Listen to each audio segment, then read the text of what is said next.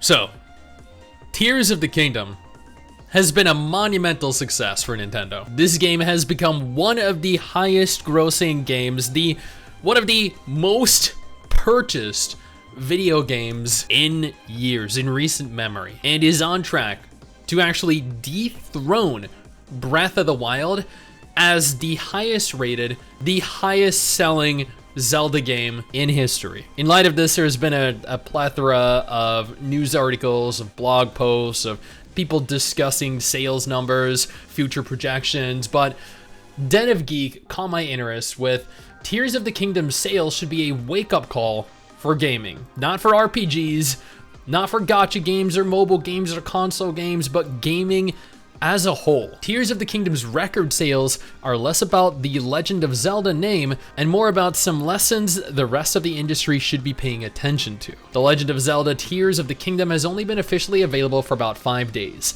However, early sales reports for the game are slowly coming in, and they tell a story that the rest of the industry should be paying attention to.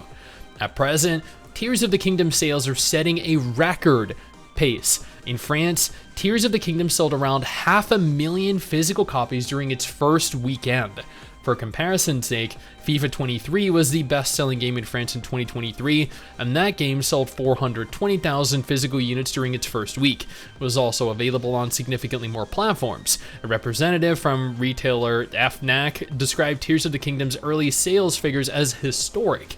So, FIFA 23 actually rolled out onto PS5, PS4, Switch, Xbox One, Xbox Series, PC, and the Google Stadia. Tears of the Kingdom, which sold 80,000 copies more, is available on the Switch alone. Tears of the Kingdom's UK sales may be even more impressive.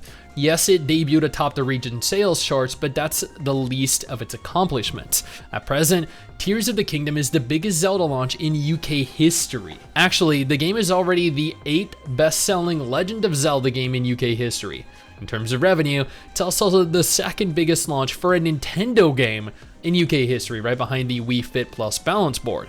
While Pokemon Sun and Moon and Pokemon Scarlet and Violet moved more units in their first week, the week isn't over yet. Besides, Tears of the Kingdom has already sold 50% more physical units than Hogwarts Legacy in the UK during each game's opening week periods, and Hogwarts Legacy is already cruising towards 20 million global sales in just a few months. Now, it is worth noting here that both with regards to France and the 500,000 physical copies, and the UK, it notes physical units. This does not include digital copies sold via the Nintendo store. And now we officially know that The Legend of Zelda Tears of the Kingdom has sold 10 million copies worldwide since its launch. For those wondering, 4 million of those copies were sold in the US, 2.24 million were sold in Japan during that time period. It's not entirely clear if that figure includes all digital sales as well. See, this is what I was talking about. They never mentioned that digital sales were included in these sales numbers, only that physical copies were. That seems to be the case. Does it? I don't see any mention of that.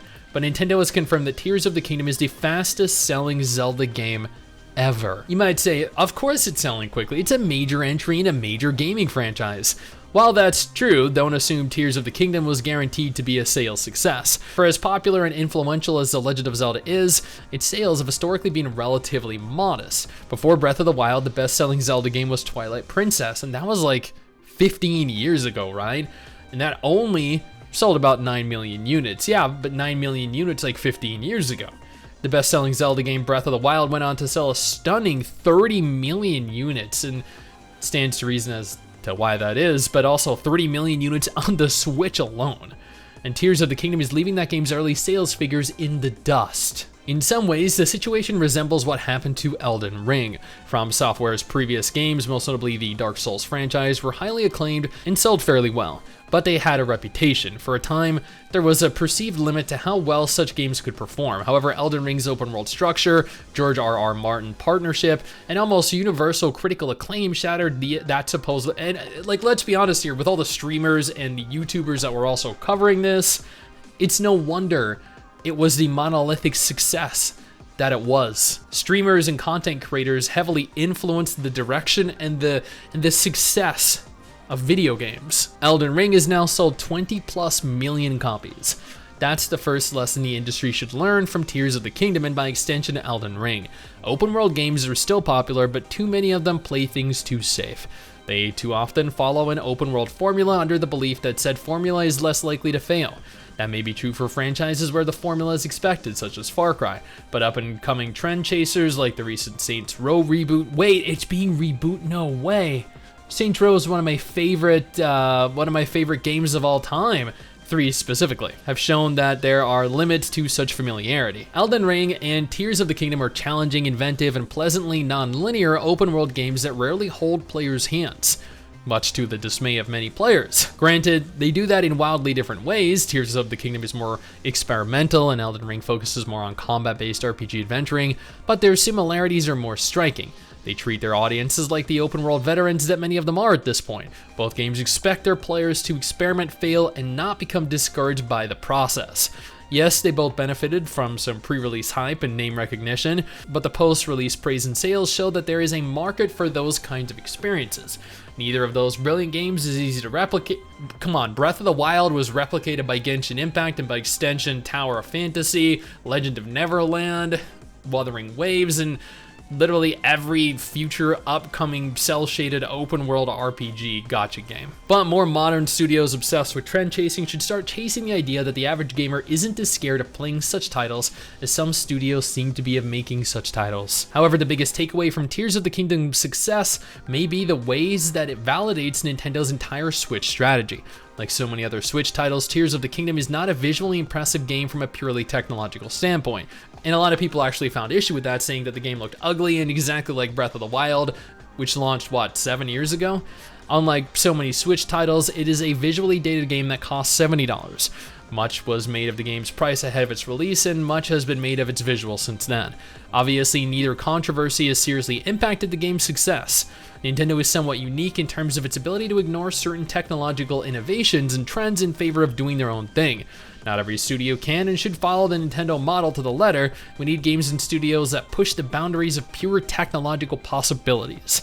And that's what Square is doing with Final Fantasy XVI, I believe. However, at a time when game costs, production schedules, and download sizes are ballooning at a rate that doesn't always feel representative of what we actually get, games like Tears of the Kingdom feel like a breath of the wild, fresh air. You never once questioned the time and money that went into it, yet it clocks in at a mere 16 gigabytes, and visual shortcomings aside, it runs beautifully. This is a game that feels like it took 6-ish years to make, and not because of the way the light bounces off of a puddle or what a Digital Foundry analysis reveals due to respect to their work. The fact of the matter is that the gaming industry doesn't turn on a dime. What trends developers chase are usually the most obvious and easy to replicate.